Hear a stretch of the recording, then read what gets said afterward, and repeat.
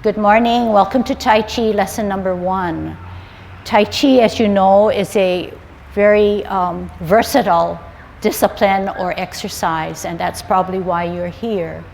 It not only takes care of our mind mentally, it reduces stress, it makes us feel with some warmth and peacefulness, free from extraneous worries. It helps us physically with our body, not only with our limbs, such as our legs and strength in there, but also coordination of our arms as well as our whole body. So Tai Chi is a beautiful, low impact, flowing exercise that encompasses the mind and the body. It is difficult in that it is done slowly. However, I think that if we can understand and have this good mental outlook, it can take you far. It can give you many benefits. In the beginning, when you are acquiring new movements, new knowledge, everything seems a little bit difficult. It is a challenge. But look at it in a positive light. Challenging the mind, challenging the body is only giving you a notch up higher. If you were to do nothing, that challenge would not be there. Hopefully not too frustrating when you do take Tai Chi, but it will warrant a lot of benefits and pluses, okay? So being the first day of class, I want to give you a flavor of Yang style Tai Chi. So what you will be learning is the 10 form. I'm going to show you what you're going to be learning. It's a 10 form Yang style, because Yang style, as you will see, is depicted by something rounded, non-stop and flowing and continuous, always in a rounded position, body as well as hands, and never in something abrupt and angular, okay? So if you can bear on with those elements that I just described and watch what I do, it'll only take about 3 to 4 minutes. This is called Yang 10 style, 10 form.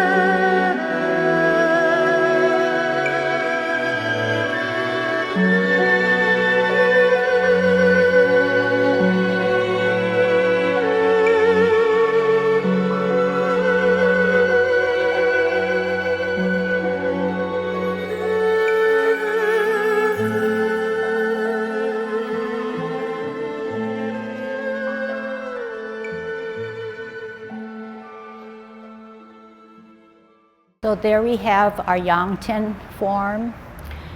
As you can tell, I moved both body, mind, limbs, as well as feet. All parts that I just mentioned are very important.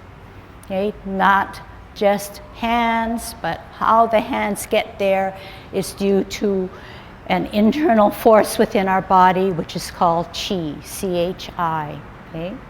So the ultimate goal for us when we learn to do Tai Chi is to be able to move our internal force in a way that's flowing and nothing is hindering that movement.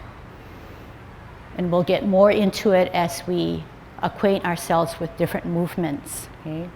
So in essence, to get to the highest level of doing Tai Chi is when your mind is dictating or allowing those movements to take place. So if you remember how I just did my Tai Chi, maybe in the beginning this would happen. It's not only fast, but I'm using only my arms or only using my feet, and I'm not using the full use of the energy that we need to activate within our body. Okay?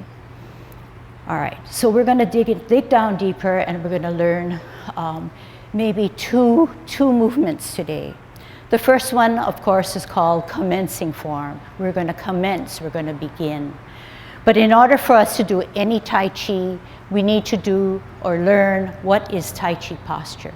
So this is never Tai Chi posture. We're not a soldier, because how could we be relaxed? Our body needs to be a rag doll. So as I'm describing, can we just do what you think I'm doing or feel what you think I'm trying to describe? Okay, and that will then be a beginning of learning Tai Chi posture. So instead of being a soldier, erect and head up and held up like this with our chin parallel to the ground, we are now relaxed like a rag doll. However you feel a rag doll is, okay?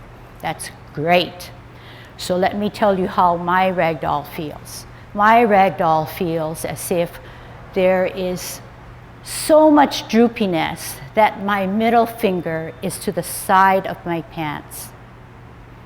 I feel as if I'm so relaxed that my shoulders need to just drop down to the sides in an even way, not favoring the left, not favoring the right, but 50% of my weight on my left and 50% of my weight on my right. As a result of feeling this relaxed sensation, my knees are relaxed. In other words, they're not bent, they're not upright, but they feel as if it's almost weightless.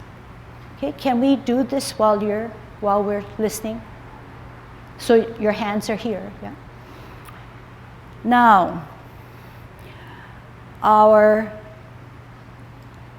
chest is concave, it's sunken inwards, it's taking a rounded appearance rather than something where we're sticking out our chest. We're relaxed so that the chest comes inward. When we get that feeling, what happens to our butt? It's upright here, but once I relax my chest, I feel my butt tucked under me, not protruding out, not standing upright, but slightly inward because our knees are relaxed. To test that, we put our hand by our pelvic bone, and it should, once you tuck under, it should flare upward, okay? One of the elements I cannot see, but I will assume that you do, is your tongue is on your palate.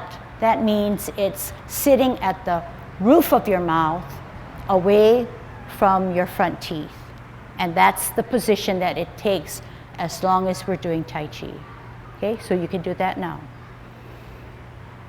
The last element, or the elements that we need to address, are: one, if you can smile, you know that everything you do in Tai Chi is very positive and peaceful. You need to get a smile, capture that smile in your mind, and quiet it down so that I won't see the smile in your facial expression, but I do know that you're not worried, okay?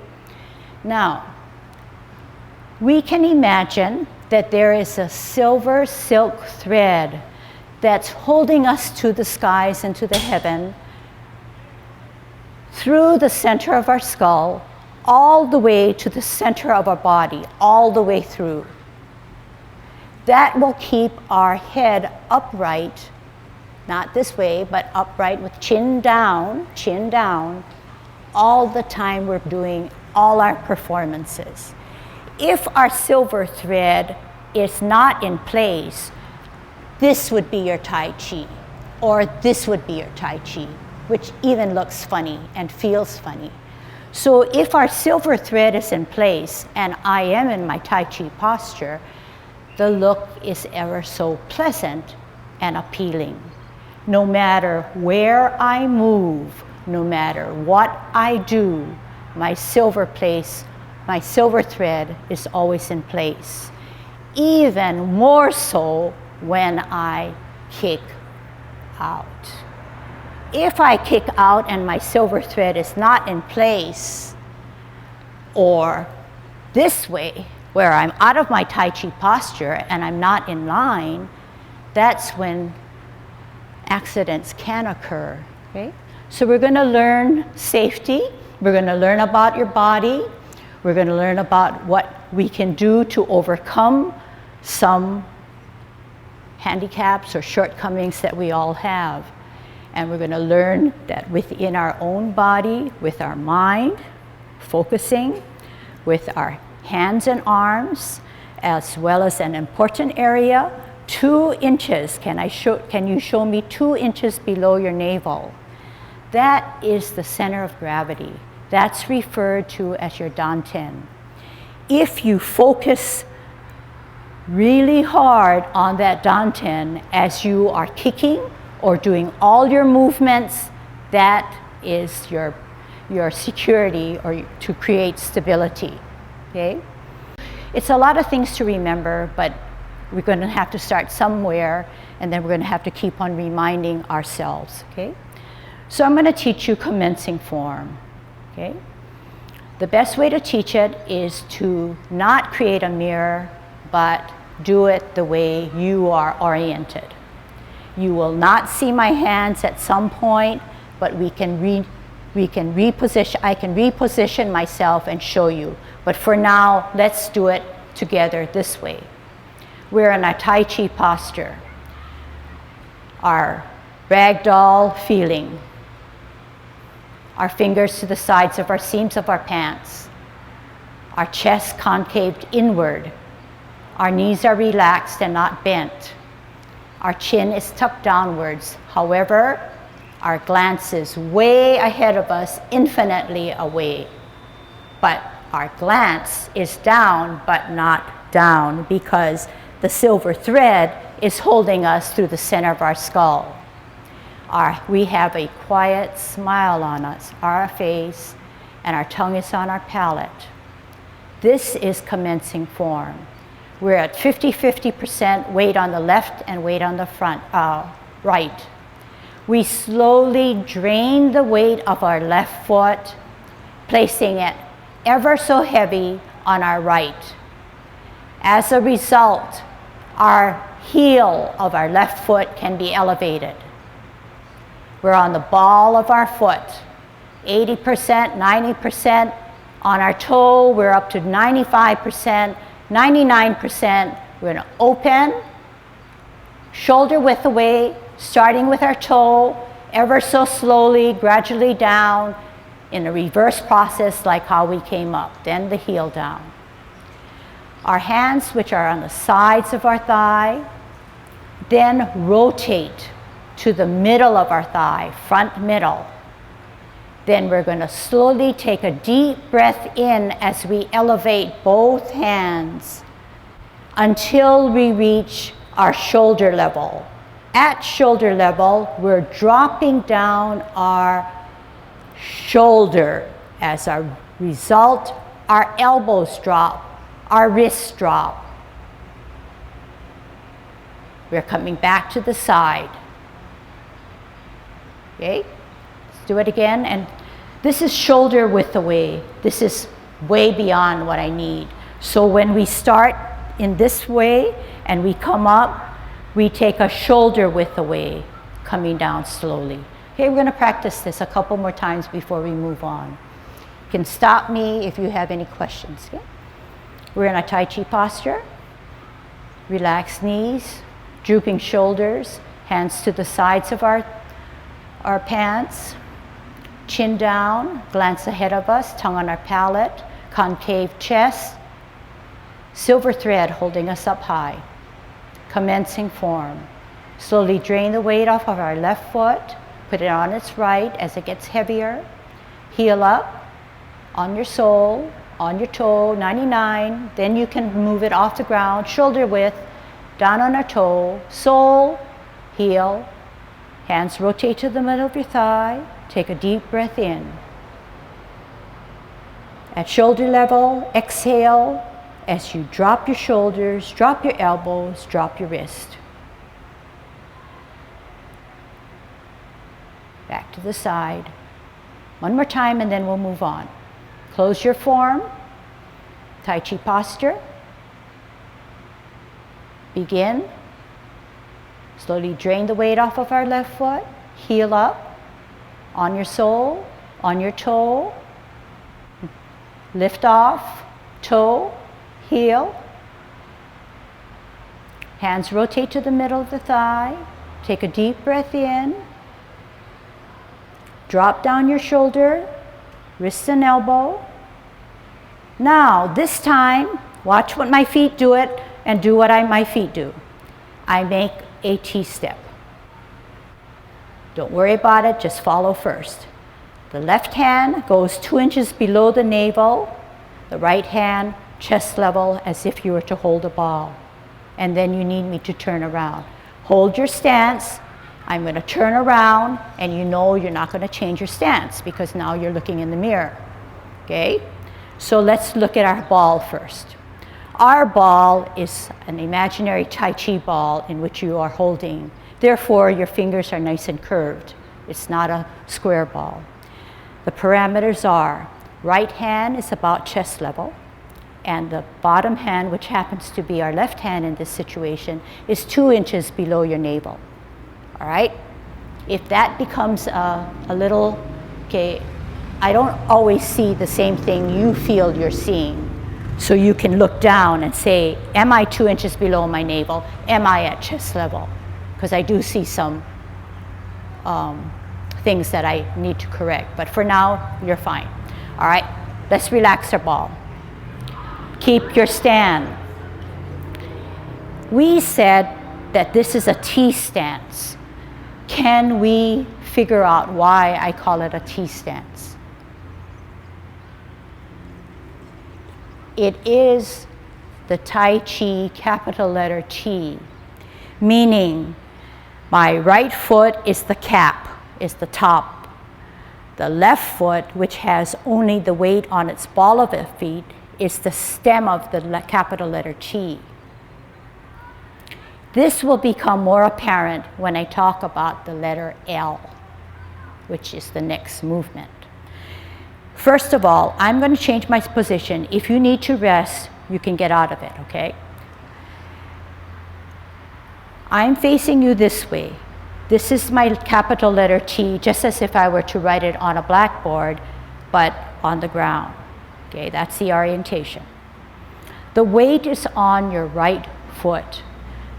It can never be totally 50-50 because the left foot is only on its toes or slightly on the sole and the toe because this is going to be our advancing foot. So we often hear that Tai Chi is a good discipline or an exercise because it prevents falls, but there are no guarantee.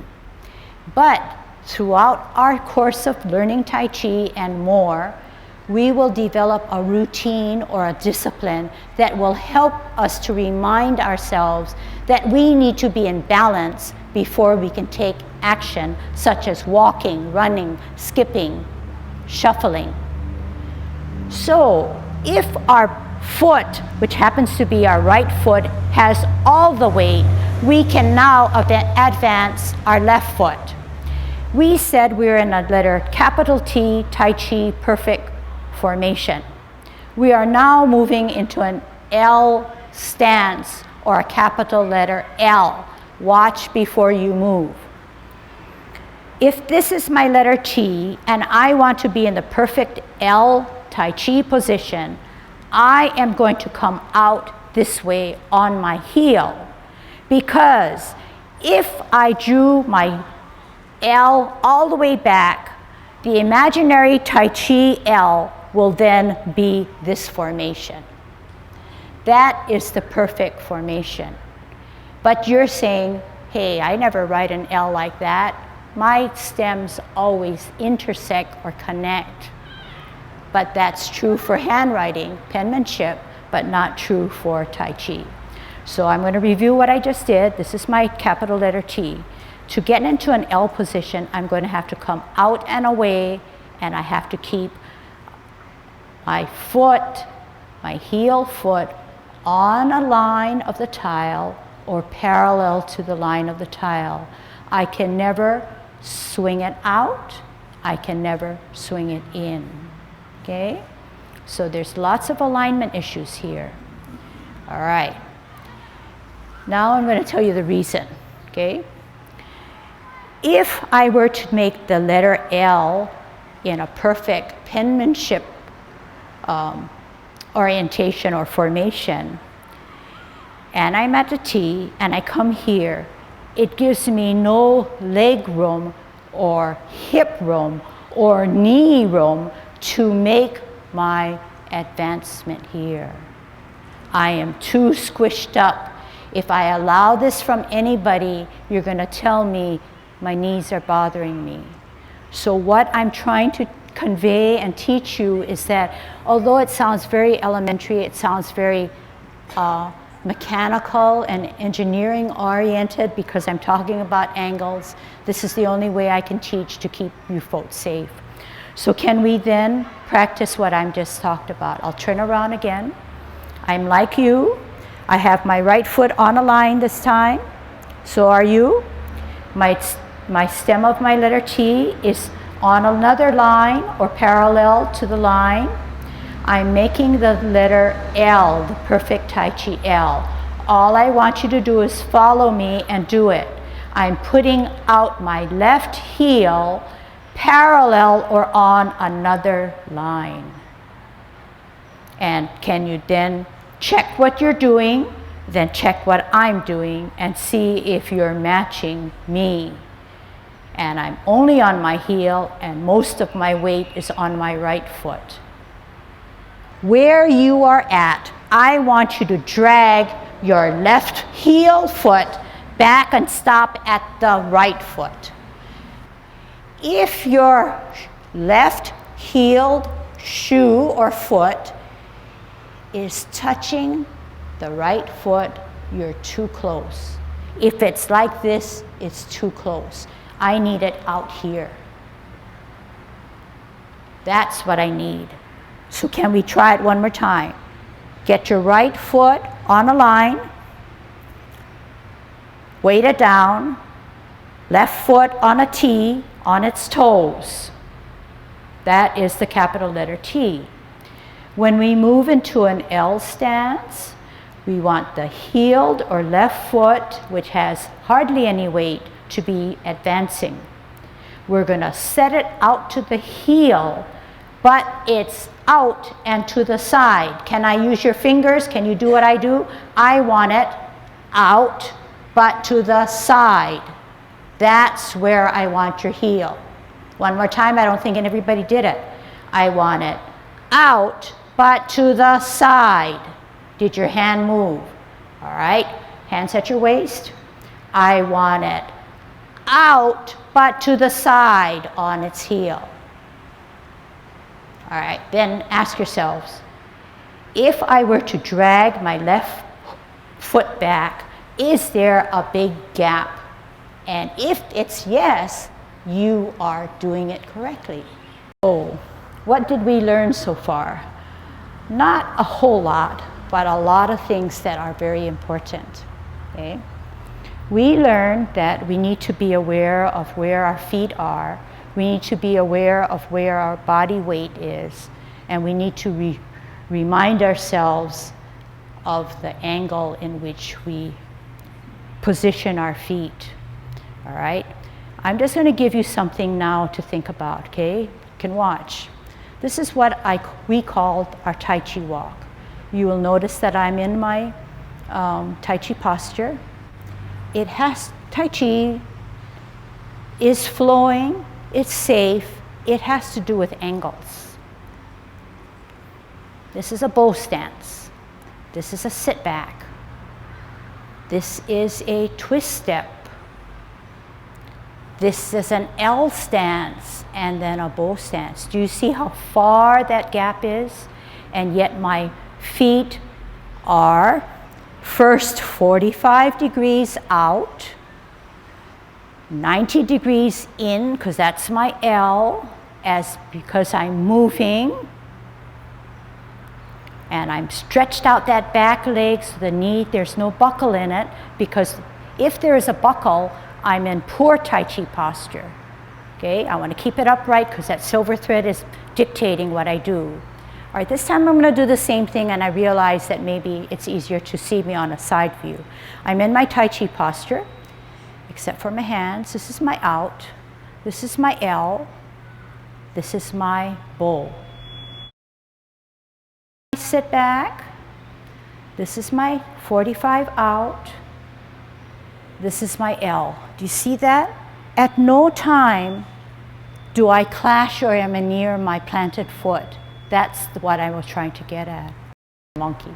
So when you repulse anything, you're pushing that person or that animal or creature away from you. And that's essentially what you're doing. Okay?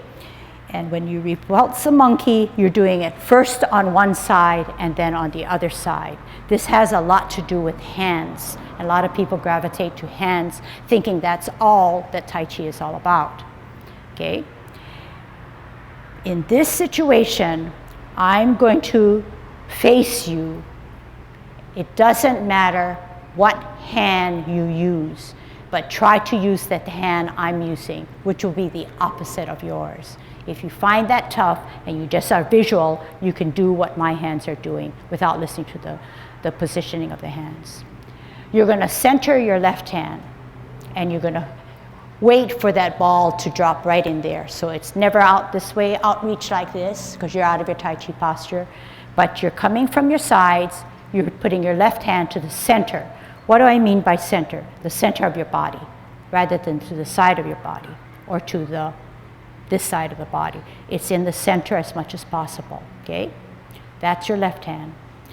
The right hand is higher and it's above you.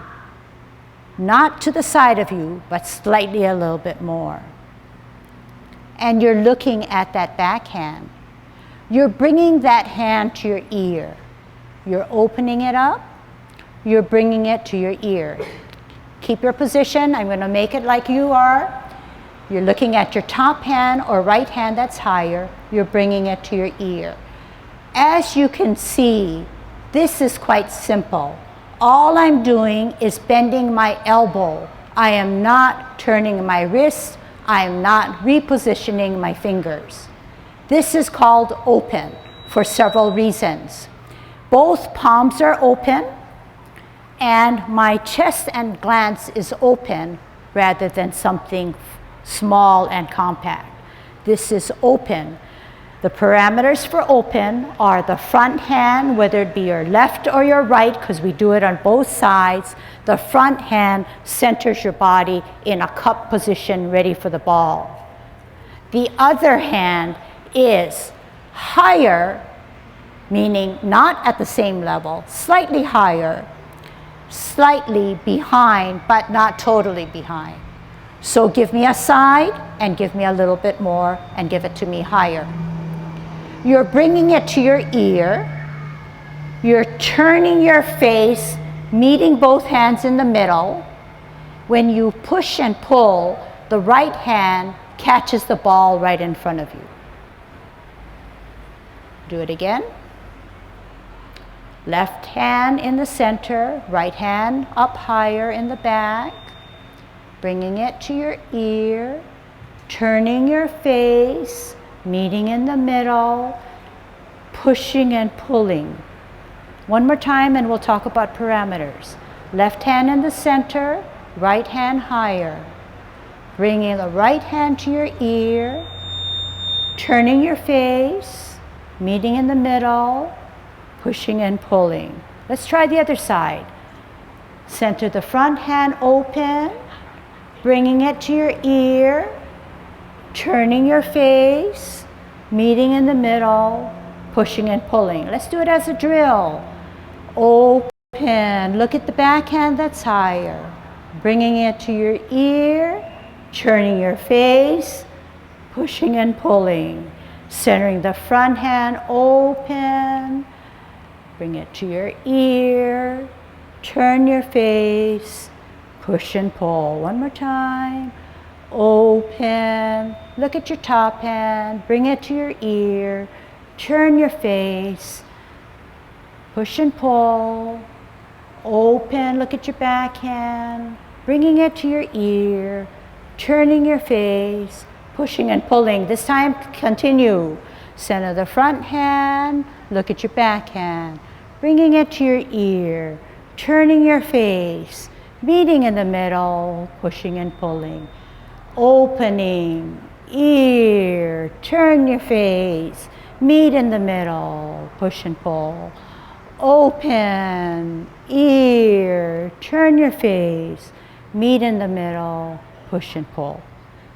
Okay, good. So you got the rhythm there. You hopefully got a little bit of a flow. Now let's look at hands. The hand that is centered meets in the middle.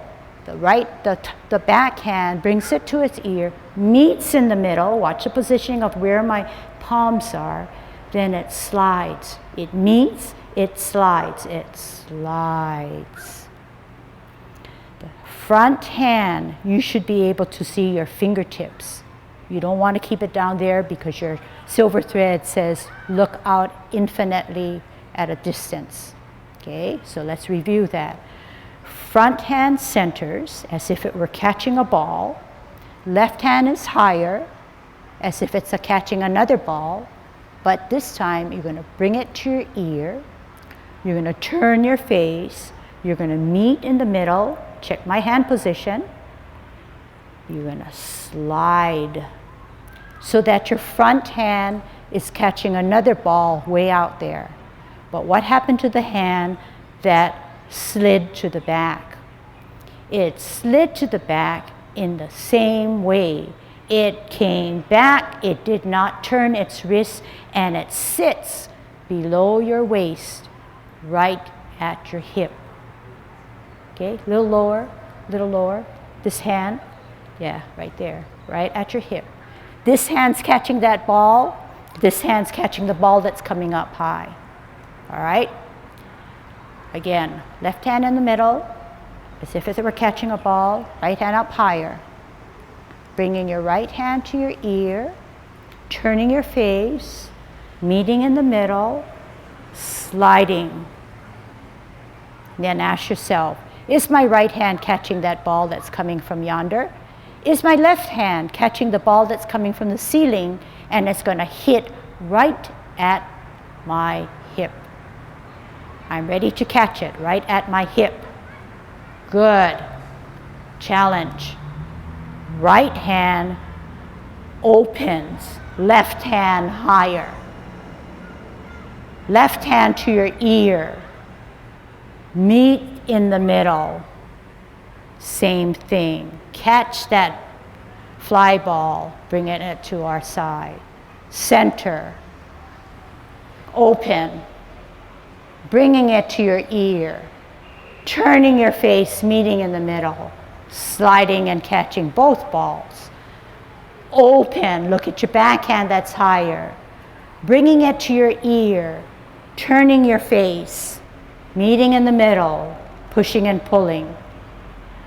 Center, open, look at your top hand, bringing it to your ear, turning your face, meeting in the middle, sliding. One more time. Open, look at your top hand, bringing it to your ear, turning your face, meeting in the middle, pushing and pulling. All right. You repulsed the monkey 50 times. There was no force.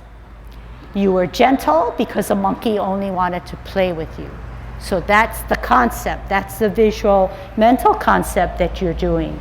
You're actually pushing him away because all he wants to do is play with you.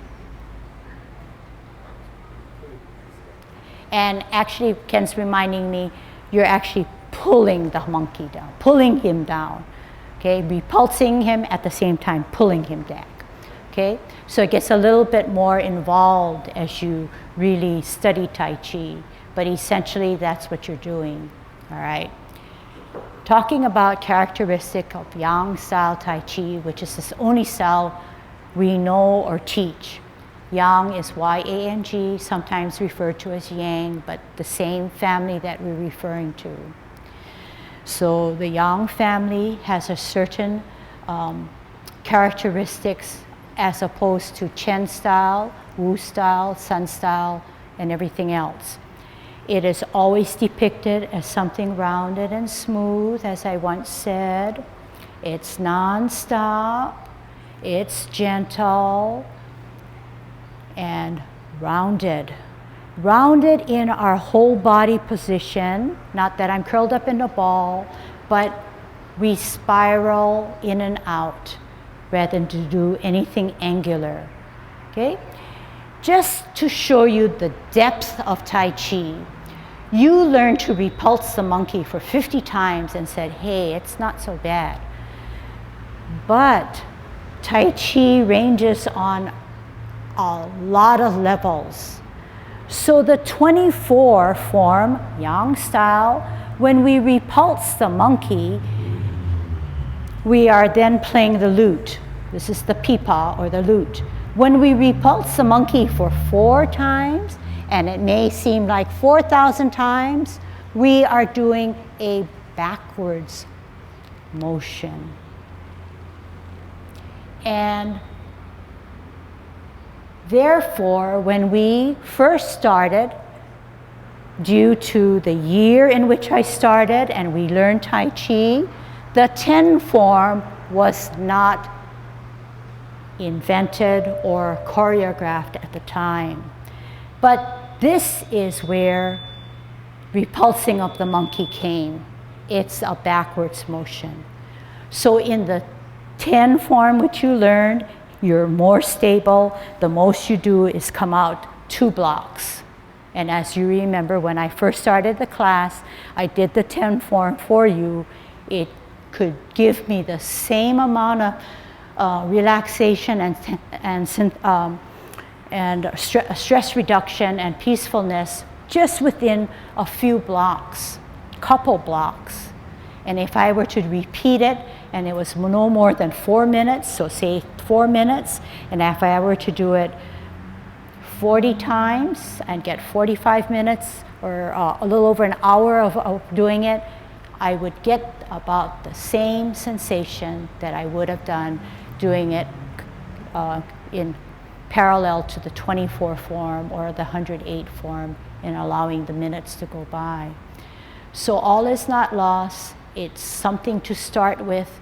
Understand Tai Chi, realize what it can do for you and the feeling that it can bring to you at the same time. We are in a squat position, and this position is not always easy to maintain But what does it do? It builds up not only endurance, but strength that you need as you do your daily activities.